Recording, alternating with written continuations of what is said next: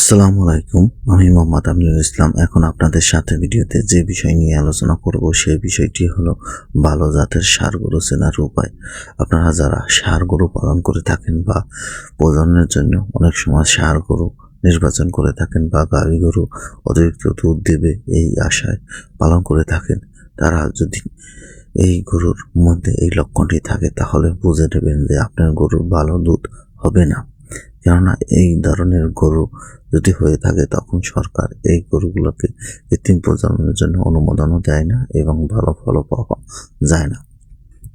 ভিডিওতে যে গরুটি দেখতে পাচ্ছেন এই গরুটির পাটা দেখেন কিরকম রয়েছে, পাটা বেঁকা হয়ে গেছে এবং পাশের গরুটির দেখেন পা খাড়া রয়েছে। এই পা খাড়া হওয়ার কারণে দেখা যাচ্ছে এই গরুটি ভালো, কেননা এই ষাঁড়টি ভালো হবে। আর পিছনের যে প্রথম যে গরুটি দেখানো হয়েছে এর পিছনের পা দেখেন যেভাবে মানুষের পার মতন বেঁকা হয়ে গেছে এবং পিছনের নখগুলা এসে গেছে এবং সমান্তরাল হয়ে গেছে।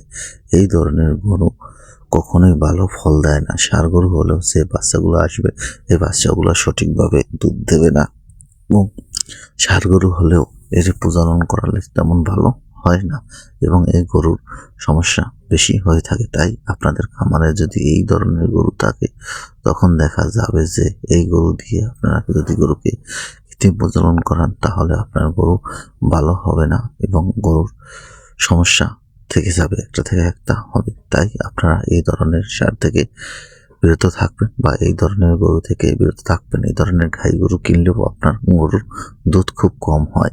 আপনার গাভীর বা ষাঁড়ের চেহারা যতই ভালো হোক না কেন, কিন্তু আপনার এই সমস্যার কারণে আপনার ষাঁড় থেকে ভালো ফল পাবেন না।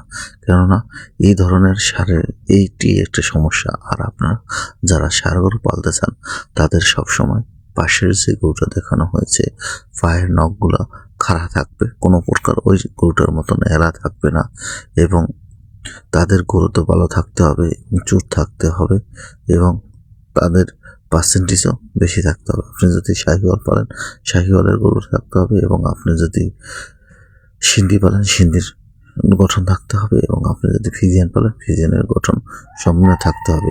সামনে থেকে খুব ভয়ঙ্কর দেখে আপনি কখনো ষাঁড় পারবেন না।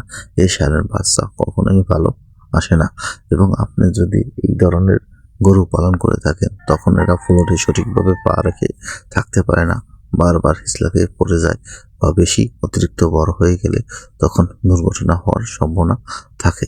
তাই আপনারা যদি ষাঁড় বা গরু যে গরু কিনেন না কেন যাদের পিছনের পা এরকম নখ এসে যায় এইসব জাতের গরু কিনবেন না। এসব জাতের গরুর দুধের রেকর্ডও ভালো না, বাচ্চার রেকর্ডও ভালো না এবং এদের দিয়ে কোনো প্রকারেই ভালো ফল আশা করা যায় না। আপনারা খামার যদি করতে চান তাহলে এইসব বিষয়গুলো উড়িয়ে দেখে এবং বুঝে শুনে খামার করবেন, তাহলে আপনার খামার থেকে কখনোই লস হবে না। আর আপনি যদি এইসব জিনিস না বুঝতে পারেন তাহলে আপনি পরবর্তীতে আস্তে আস্তে সমস্যায় পড়বেন। আমার এই ভিডিওটি যদি আপনাদের একটু ভালো লেগে থাকে তাহলে প্লিজ লাইক, শেয়ার, কমেন্ট এবং সাবস্ক্রাইব করবেন। আপনাদের কোনো বিষয়ে যদি প্রশ্ন থাকে তাহলে আমাকে কমেন্ট করবেন, আমি পরবর্তী ভিডিওতে সেই বিষয়ে উত্তর দিয়ে দিব।